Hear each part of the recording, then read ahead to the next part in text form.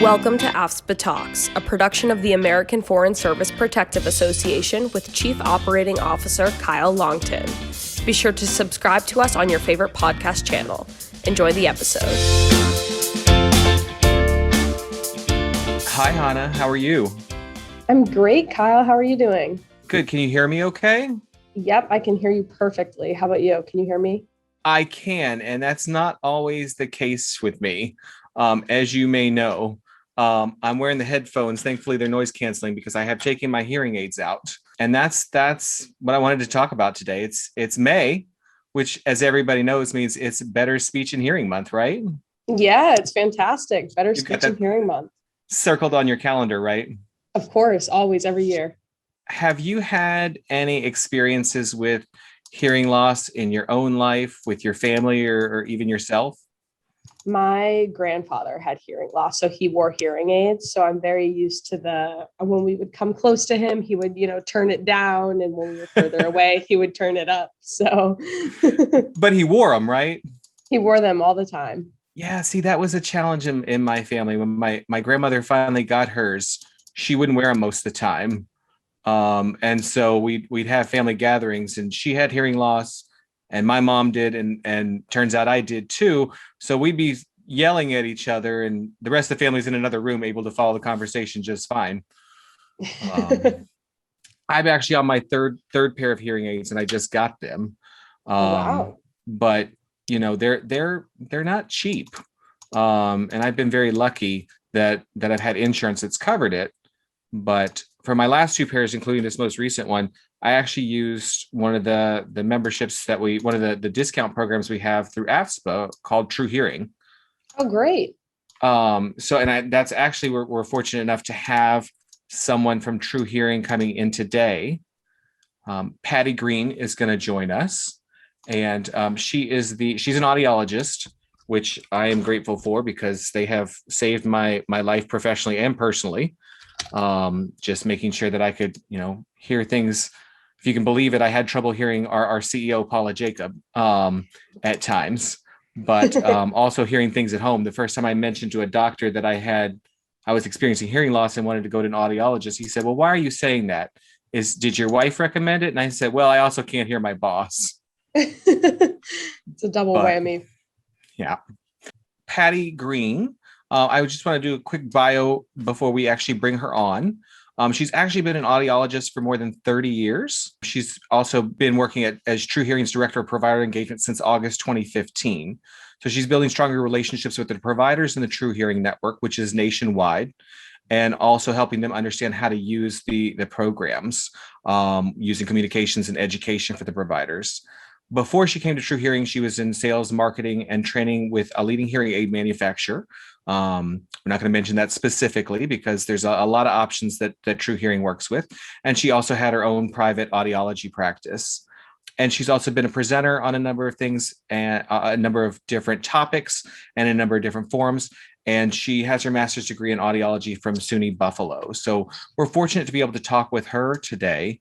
And she's going to tell us a little bit about hearing loss in general, as well as TruHearing specifically. Patty, thank you so much for joining us to talk about Better Speech and Hearing Month. And of course, as an audiologist, we're hoping to hear a bit more from you about the hearing piece and the speech piece. So can you, as an audiologist, can you tell us a bit more about hearing loss? What causes hearing loss? Sure. In very simplistic terms, when we think about hearing loss, it happens when a part of the ear is not working in the usual normal way. So this could include some type of damage to the outer, middle, or inner ear. Now, when we talk about hearing loss, we're really referring to sensory neural hearing loss, which means there's permanent damage to the inner ear nerve and hair cells. Now, what causes that? What causes hearing loss can be a multitude of factors, but most commonly when we refer to sensory neural hearing loss, it's related to aging or excessive exposure to loud noise. But there can also be other factors such as genetics. So some genetic factors make people more predisposed or susceptible to hearing loss than others. So depending on your genetic makeup, you might have more susceptibility to hearing loss due to aging or as a result of exposure to excessive noise, and also sometimes medications or infections. And when we look at studies, 35 to 55% of age-related hearing loss is estimated to be related to genetics. So it's just how we're made up genetically. But in terms of other factors that could cause hearing loss, a temporary hearing loss might be caused by excessive earwax, but that means that if everything else in your auditory system is functioning normally and you remove that wax, then you'll certainly hear normally. But usually that's not the reason why people have hearing loss. So yeah, when we think about some signs or some things to consider that might cause hearing loss, certainly to be aware of any type of medications that people are on. They should have a conversation with their physician, because if they're on, say, high blood pressure medication, diabetes medication, or some cancer treatment, there might be some ototoxic drugs that can contribute to hearing loss as well. So it's certainly a conversation people should have with their physician. Yeah, that wasn't something I was aware of in terms of that. I'm a diabetic. I wasn't aware that the medications could actually be contributing to hearing loss. It could. And certainly, again, I'm not an MD, so this isn't medical advice, but knowing that there are certain drugs that are ototoxic, it's certainly just something to be aware of and maybe have a conversation with your doctor about that. Absolutely. Are there ways that I mean, in these cases with genetic and other types of hearing loss, can it be corrected? Can it be reversed in any way? So if it's, nerve damage, sensory neural hearing loss, that's not reversible or corrected by medication or surgery. If it was related to, say, earwax, certainly remove the earwax and you're going to hear better. But again, that's really not a common cause of hearing loss. It might just reduce your hearing ability, but it's certainly not a common factor of hearing loss. So it's permanent and can't be corrected. However, the good news is that hearing aids can help improve how well you hear. So there is help out there. There is a solution for people. Okay. Well, and we're talking about solutions for people. How many people are we talking about in the United States who are dealing with hearing loss? Are there any stats that you can share around both diagnosed and undiagnosed hearing loss? Sure. When we think about the studies that have been done by the National Institute on Aging and the U.S. Department of Health and Human Services, they both report approximately 37.5 million adults in the U.S. report some level or some degree of difficulty hearing. So there's a lot of people out there. You're not alone if you're one of those 37.5 million adults with hearing loss. And if we look at the brackets of age groups, 65 to 74-year-olds in that age group, 1 in 3 are experiencing some hearing loss. So that's a lot. And if we increase the age to 75 or older, nearly half of those in the US are experiencing hearing loss. So it is very prevalent. And in terms of gender, men are typically about twice as likely to experience hearing loss than women. And so you wonder, why is that? Well, there's no exact reason that experts can contribute or attribute to that. However, most will agree that it's likely due to the work environment, because excessive exposure to loud noise can cause hearing loss, and men are more likely to be employed in more industrial settings, excessive noisy environments. That's probably why men are twice as likely to have hearing loss than women. And further underlines the importance of the protective gear that we often see people in those jobs or maybe out on the tarmac at airports wearing, just to provide that layer of protection. Absolutely. And, one other thing to mention is that even though hearing loss is very prevalent in the US, 37.5 million, that's a lot of people with hearing loss. Only about 1 in 3 adults with hearing loss who could benefit from hearing aids actually use them. So we have a lot of work to do to get hearing care solutions to people with hearing loss. And when we look at studies that find out, or surveys asking people, you have a hearing loss, why don't you get help? One of the primary reasons is because of cost, which is something that we can address later in the podcast. Yeah, absolutely. And I think there's also somewhat, or at least I felt this in the past, stigma around hearing aids that doesn't exist around something like glasses or contacts. And that's another Right. thing. And, that is one of the factors or one of the reasons why people don't seek help. However, with hearing aid technology today, cosmetically, and the technology and how it performs for people and helps people has changed dramatically over the years. So if people are, if your listeners are here today going, well, I don't want the old grandpa hearing aid, it's changed dramatically. And they don't even look like hearing aids anymore, and they perform wonderfully well. So the technology is there as well as cosmetics. And I would say cosmetically, they will help you match your hair color. Although I was disappointed when I got my latest pair, I had to get a slightly lighter shade as my hair's graying rapidly, it seems. But they had options for me. So before we get into some more specifics, can you tell us some of the signs of hearing loss that we should look for either in ourselves or those around us? Sure. Hearing loss, what's interesting about hearing loss is that it typically occurs gradually. So it's very common that other people will notice you may have some difficulty hearing before you actually notice. Now, if you woke up, one day you went to bed, you had normal hearing, everything was fine. The next day, suddenly you couldn't hear, you would certainly notice that. But because it typically occurs gradually, it's really other people that may notice it first. So some of the signs to look for is if you have your TV too loud and others around you, your spouse or family are saying, gosh, you've got that TV so loud, that could be a sign of hearing loss. Or if you're listening to the radio in the car too loudly. Or if you yourself have a sense that, well, I can hear people, I just can't understand people. That's a sign of hearing loss.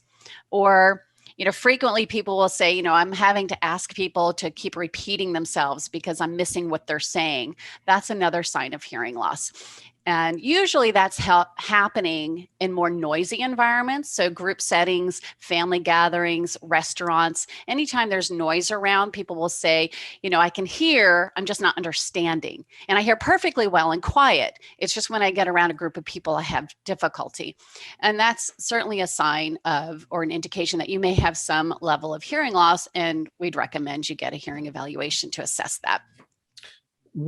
What about if someone notices that they have ringing in their ears? Is that typically an indicator of hearing loss? Yes, it is. Most people with hearing loss also have ringing in the ears or tinnitus. Some people say tinnitus, potato, but that is another sign of hearing loss if you have ringing in the ears. Okay.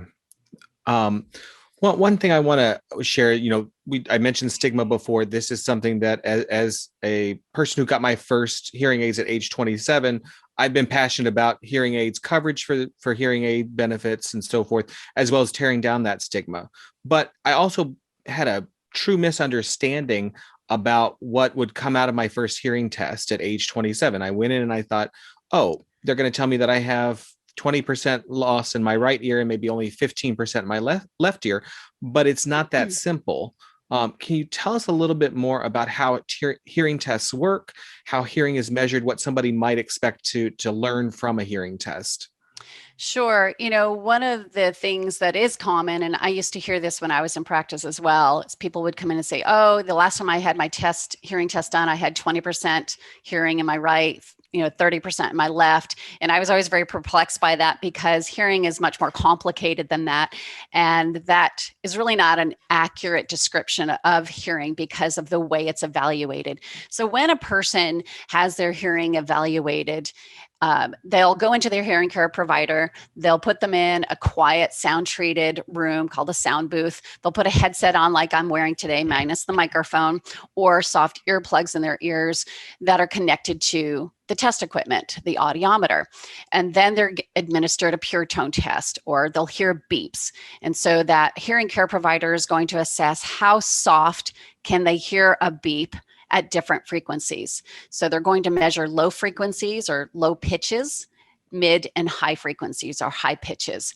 And so think of it in terms of speech, we're looking at more vowels or low frequencies. They have a lot of power and energy, and consonants, which is where clarity comes from, the S, F, TH sounds. They're going to be measuring different frequencies to also correlate that to how well you hear speech and understand speech.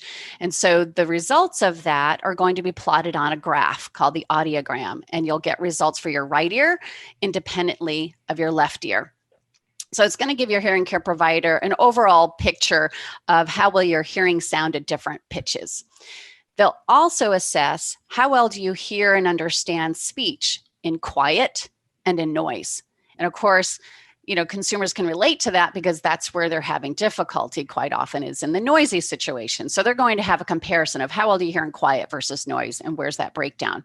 And there might be some additional testing that your provider will do to get an overall picture, a more comprehensive picture of your hearing health. But generally, that's how it's done, is the beep tone test and measuring across different frequencies, speech and quiet, speech and noise.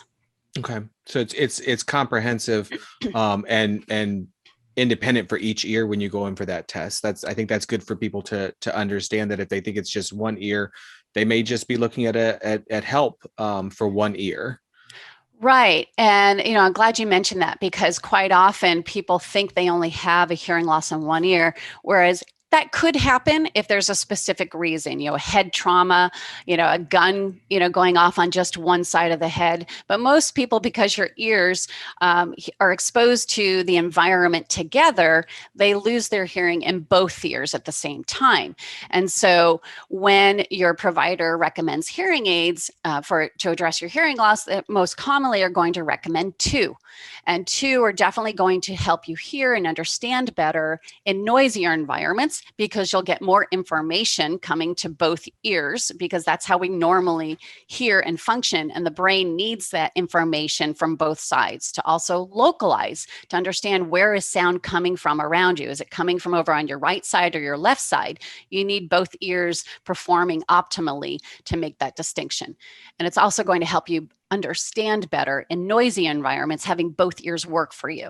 So most often people will be recommended two hearing aids, because that's how you're going to improve the most, is having both ears working for you. Excellent. So I have a question, because this is something I didn't fully understand when I first sought help for hearing loss. There's different providers out there with different levels of expertise. You're an audiologist, of course. We've heard, people are familiar with ear, nose, and throat specialists and so forth. Who should we be going to, or what services can different levels of expertise provide? Sure, that's a good question, because in the hearing healthcare space, you have ENTs, or ear, nose, and throat doctors, audiologists, and hearing instrument specialists.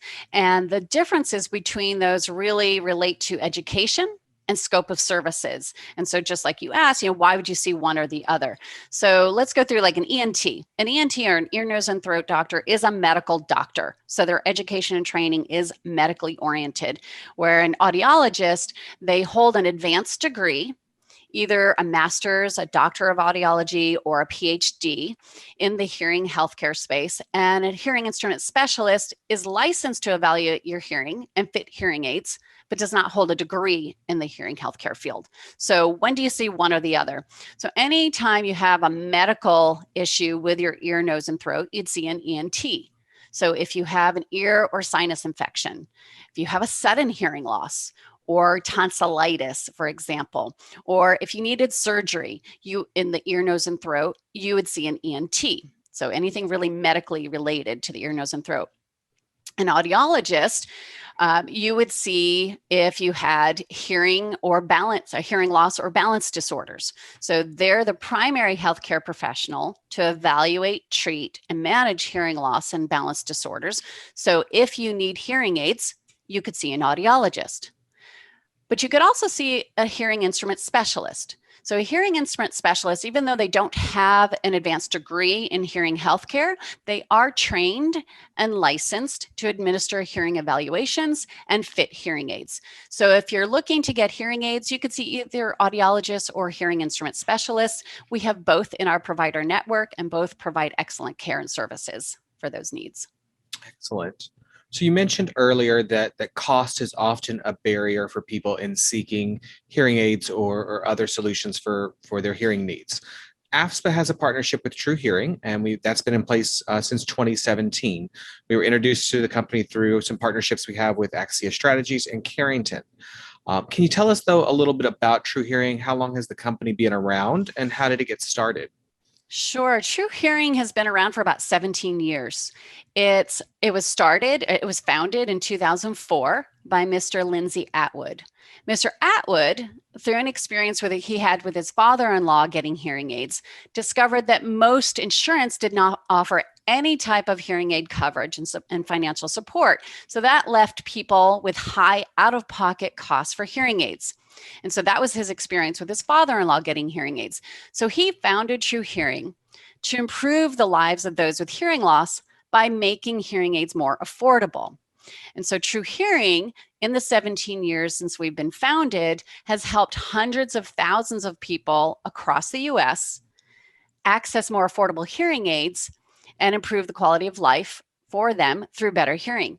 And so we're very proud of our mission to improve lives by making healthcare more affordable. And that's fantastic. And I'm proud to say that our health plan, the Foreign Service Benefit Plan, does have coverage, and I'll talk a little bit more about that later. But it is true that TruHearing is filling a gap that many experience when they do not have the coverage for hearing aids, or when the coverage is not enough to pay for the total cost of hearing devices. So I want to be clear that TruHearing is not insurance; it is a discount program. Mm-hmm. But beyond that clarification, can you talk a little bit about how the program works for somebody who might want to use it? Sure. So in addition to the cost savings that they'll receive by going through TruHearing, we pride ourselves on providing concierge level service to members calling in for help. And so when someone calls TruHearing, the hearing consultant at TruHearing will answer any of their questions that they have, talk to them about the TruHearing program. They'll verify their insurance, and they'll be there to basically hold their hand throughout the entire process. So on that initial phone call, when they verify their insurance, talk about the program, they'll also, if that person is interested, they'll call a local hearing care provider, which could be a hearing instrument specialist or an audiologist. And with the member on the phone, they're going to call the provider and schedule that initial appointment. So everything is done up front, very easy, seamless process for the members. And then at that appointment time, the member goes into the provider's office where they'll do the hearing evaluation. And if appropriate, they'll discuss hearing aids and can even purchase hearing aids at that time. Then the member will return when their hearing aids are in the provider's office. And so then they'll have the fitting. The hearing aids will be programmed to the hearing results, the hearing test results that they had on that first appointment. So it's tailored specifically and personalized for that patient. And then they'll schedule any follow-up appointments that might be needed for answering questions, for fine-tuning the hearing aids. They'll have 3 visits at no charge. So they'll have that fitting visit, and then they can come back twice at no charge, is all included with the purchase of hearing aids, to make sure that they're really happy and satisfied with their hearing aids. They'll also receive, and I don't know if you're going to talk about this, Kyle, Oh, but please. they'll also receive a 45-day risk-free trial. So members will be able to take those hearing aids home and wear them, around their family. If they're working, they can wear them at work, go to the restaurants, really test them out to see how well they're performing for them in the areas that they want to see improvement in their hearing. So they'll have that 45-day risk-free trial. If they decide to return them for any reason, then there's no out-of-pocket cost for them. Excellent. And I should also mention, if you're purchasing a set of hearing aids or a device that requires batteries, there are some free batteries included. There's typically a 3-year warranty.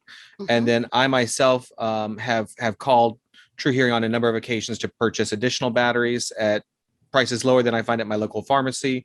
Wax guards, to that. Once you change that, you notice a huge difference in the performance of your hearing aids. Right. And some other accessories that are shipped right to my home. We've talked about savings. I recently purchased sort of Oticon's latest model, the Oticon More. It was $7,500 retail. I paid only $4,400. But I think that those savings are a little bit higher than the average savings. What would you say the average savings are by going through TruHearing? Yeah, and those are tremendous savings. And a lot of Yeah. people can experience that savings as well by going through TruHearing. So you can get those same hearing aids that you would get privately through a provider, but have the savings by going through TruHearing. So you had a significant savings. Most people on average will save about $2,500 a pair. So you're getting the same exact hearing aids, the same care from the provider, but you're having the savings up to $2,500 a pair on average, based on the retail prices nationwide, simply by going through TruHearing. Yep. And I'm just impressed with, you mentioned before, these are not your grandparents or the sort of stock image of a hearing aid. My hearing aids have Bluetooth connectivity to my phone, so I'm taking my calls through that. I'm listening to podcasts like this one, or to music, and there's various levels of technology out there, from fairly simple devices to more advanced for whatever somebody needs. And I think that's the value of having the relationship with through TruHearing with a local provider to find exactly what you need. So if somebody is listening and maybe they got the volume up a little bit too loud, what steps should they take to take advantage of the partnership between AFSPA and TruHearing? Sure. Simple, they can simply call TruHearing at 855-205-6252. Mention that you're an AFSPA member and be sure to have your information handy so that we can verify your coverage. Or you can go directly to the AFSPA website by going to www.afspa.org